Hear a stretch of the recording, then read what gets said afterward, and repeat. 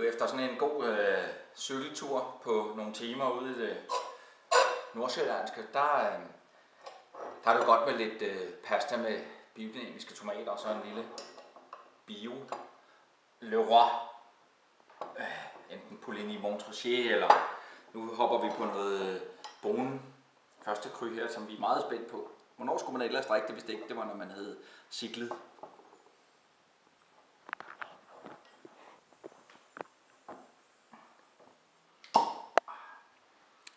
Ja, jeg glæder mig også til at smage. Jeg er godt nok blevet tørstig efter alt cykling i dag. God tur.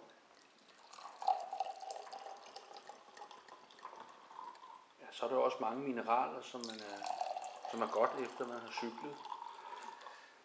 Ja, de siger jo, at vi drikker alt for lidt, når vi er ude på 2 hjul.